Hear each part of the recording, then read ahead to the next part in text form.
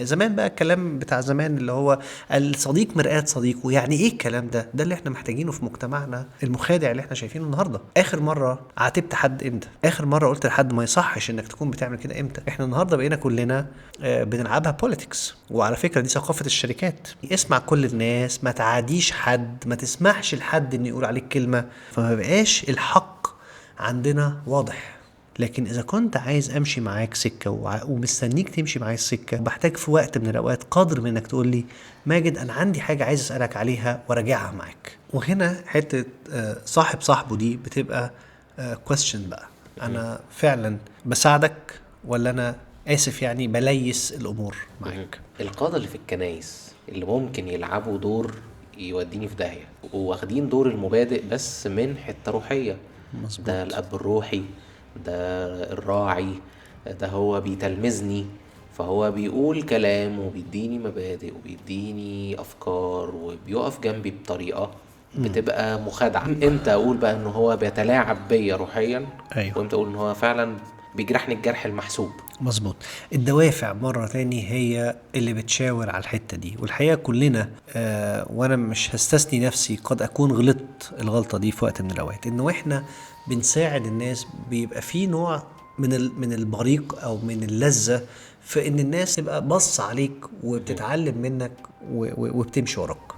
الجزء ده خطير جدا، لان في ناس كتيرة قوي بتمانيبيوليت او مرة تاني بتلعب اللعبة دي مع الناس اللي معاها، فبيريحوا بيشجعوا بيوعدوا بحاجات لمجرد بس ان هو يخليه من ايه، من دايرته ومن مجموعته، ويكبر الخدمة بتاعته ويكبر الفريق بتاعه. دي أزمة كبيرة جدا، لأن الدافع هنا بيبقى مش إنه يقولك كلام يساعدك، لكن يقولك كلام يخليك تعمل اللي هو عايزه. الدافع مهم قوي. وإن أنا كمان أراجع آخر مرة الشخص ده ساعدني كانت إيه. هل أنا بخرج بره الكومفورت زون بتاعتي؟ فاكر احباط الاخر للقدر الذي يستطيع ان يتحمله. هل بيعزم عليا انه اجرب طريقه جديده؟ هل بيعزم عليا ان افكر بطريقه جديده؟ هل بيعزم عليا ان اقعد مع حد تاني؟ ولا كل العلاقه قائمه على السيطره وقائمه على ان هو يبقى السائد في العلاقه دي؟ حته مهمه قوي طبعا. معلش لازم اقول الحته دي غير الحاجات التانية الغلط اللي بتحصل.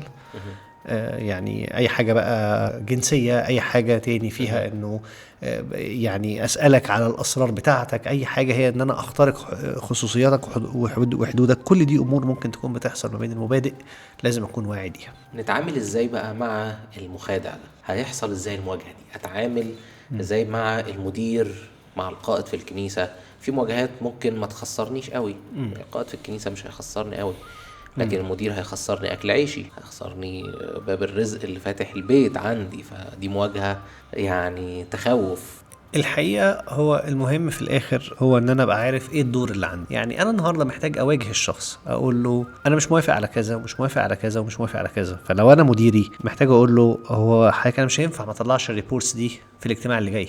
طبعا اللي سامعني دلوقتي يقول لي لا ما ينفعش الكلام ده، لازم ناكل عيش والشغل إيه، يعني تفاصيل انا مش هخش فيها، لكن هو في وقفة لازم تحصل، في مواجهة لازم تحصل بان اللي بيحصل ده مش هينفع يكون بيستمر. الثقافة رمت علينا فكرة رهيبة جدا بتقول ايه، انك ما تخشش صراع غير لو كنت ناوي تكسبه. بس الحقيقة الشرف، كل الشرف لمن يدخل الصراع في محاولة انه يقول الحق، لكن انا مش كل مرة هبقى ضامن النتائج.